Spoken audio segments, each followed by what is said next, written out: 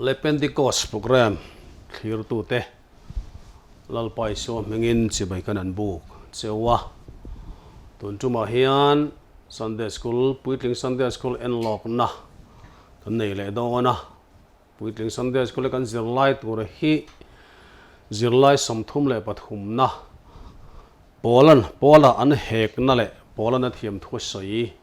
ti thu pui ni a tir ko ta thiu ti bung som ni le pali chang khatranga chang som ni le pasari thu kha ani do na ni ti chuan a bible thu a hian ninga china pat pui thiam nal be anan nia lo thleng chuka upa tu te monen a ming tiar tula thu soi thiam tak pakhat nen bola chunga thu poi chu ram op tu hnen an soi tin bolan tan phat maya ti chuan kai pola kai sari khuan thlen pui atanga ninga china khan Jerusalem khuwa atang hian pui thiam lal ber anania chu upa then khatele thu soi thiam tak tiar tula tinen khan ron thleng taruk mai a ti chuan felika ma chuan pola chungchang thu chu anon soi ho don ta ani ti chuan tiar tula hi tun lai anga chuanin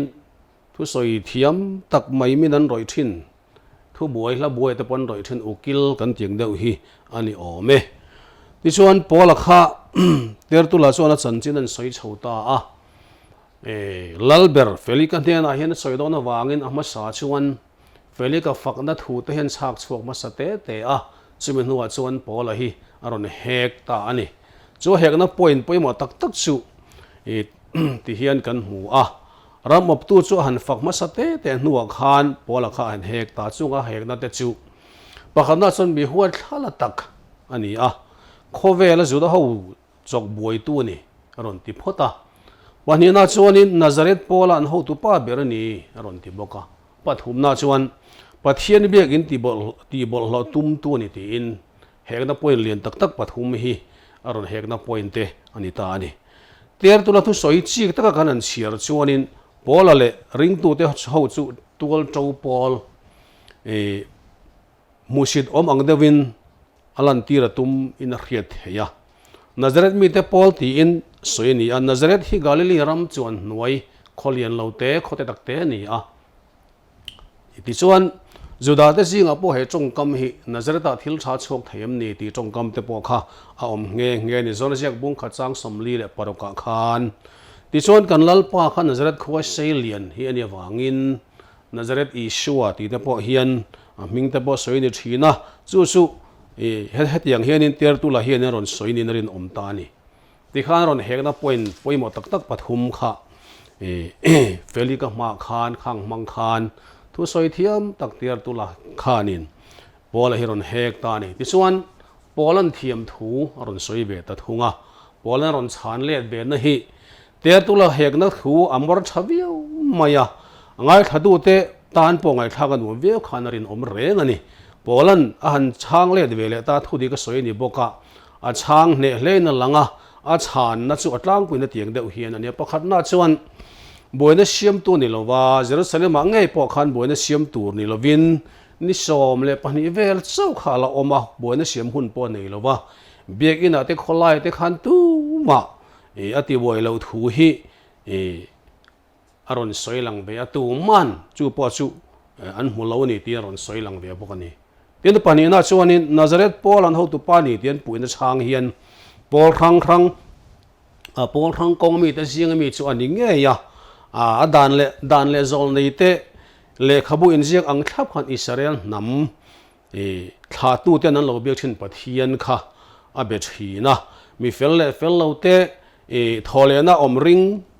tu kha ani ya chumi be se tu chu ani boka ti chuan chu tiang chuan ama hek tu te jinga po hian thol na ring tu te khan om ve thoba ta chuan thil sol eng ma ti lo thu aron soita ani pathumna chuan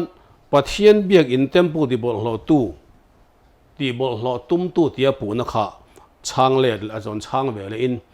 Jerusalem a hianin zentel ten ko khrante Jerusalem ko khranta na thil pek ring tu te ta na tholo man tho chumi ron peturin le chumi rual chuan thutiam de mi pali te ta na thil hlan tura local ani thu kha aron soi chu ti lai tak sonin Asia rama chang henin juda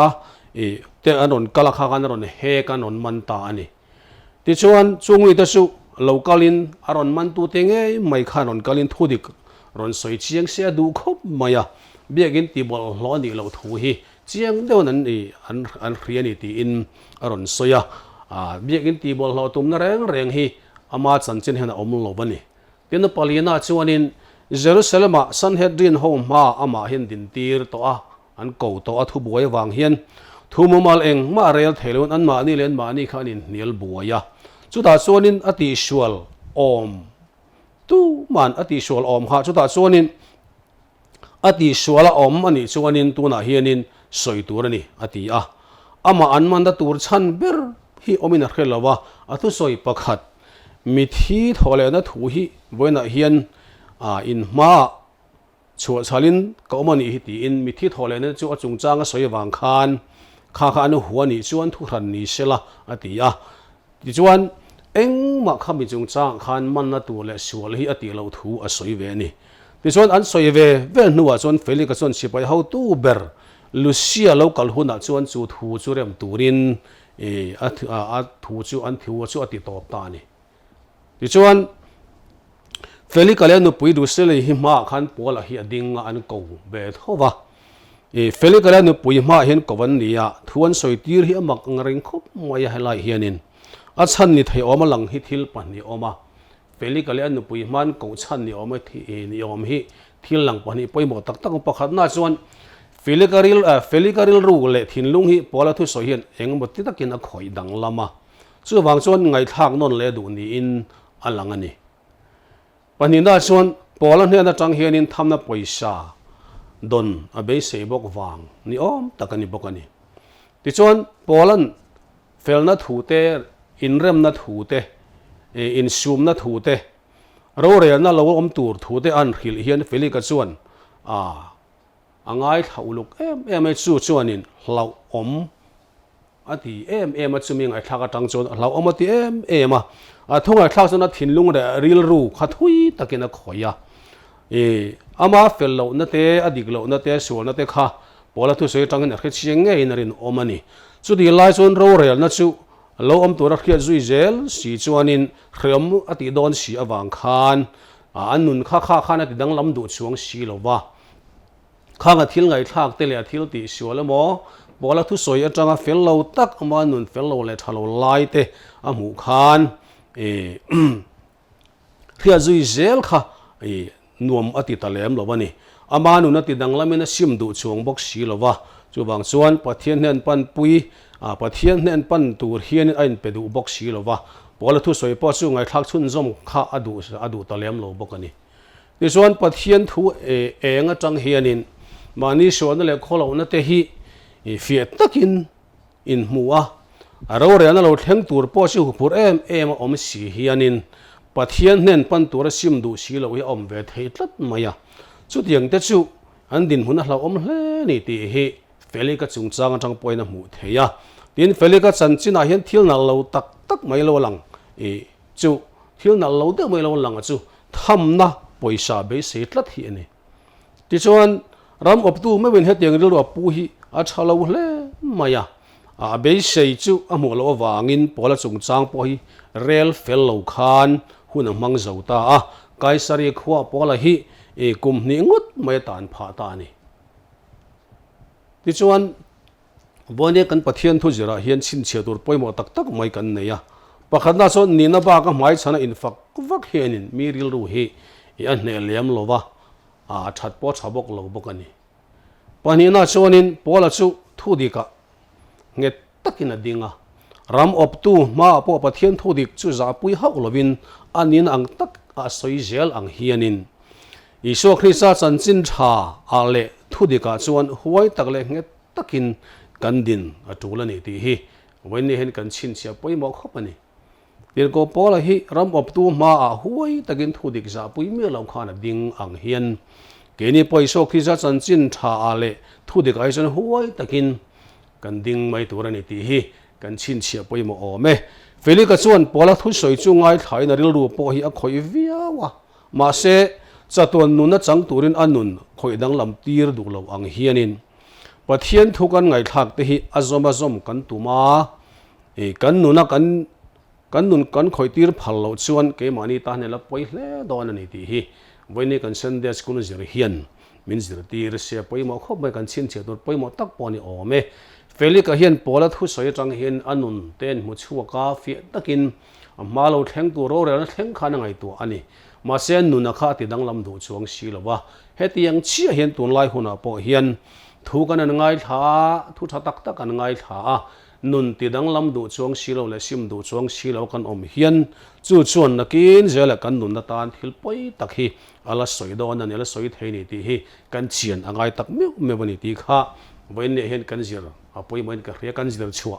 atang hen kan chin chia kar tan thil poi mo tak po ni ome pola hian heng na hi point thum poi mo tak tak kha voin ne hen kan an zir ta kha ni a chu polan uluk takin khang kharon chang let ve thiam thu aron soi boka tin felika hi anu pui du sili hi juda nam ani a khang me ma khan khatianga thu boi hla boi ma au pa te tianga ma khan thon soi nu khan an nu pa ma khan an ko le kher te hian om zia poimo tak tak an ya pola hian felika hne na hian thamna pe tur te ponan be se deu ti te po alang ani lalro pui tak ni sina thamnan be se tla te kha thilin melo tak ani ti hi ring tu nu na wen ne hian kan zir chuatel po apoimo ome lalpa iso krista wang hian arong bol na wa na satakin rem te zela tan te thu boi hla boi le kon ma khin ania ko ani a ma se thu tak pathian thu wang hian pola hi azam lo reng angin ke ni point voin ne hian pathian thu tak akan din nge kan din nai nget takin kan ding anga za na le lo na tur a po khovel mi te kara waisen takin lalpa thui kan tran tla thin tur ani ti hi kan Sunday school zir hian fiadeu main min zir tira chimi rual chuan kan thungai thak thin kan zir te hian kan nun fello le thalo lai tam tak te hi aron hai lang ur thina pelikan anun na siam thadu lo ang hian wennia ko khan ho tele he Sunday school zir lai zir zong te ro hi chuanin siam thadu lo lo ba in siam thad na na manga chaton nun thleng thei ngei tura kanin bo sai thena tura tan boini Sunday school kan zir lai te hi lalpan kan za dan malmin som sakro se amen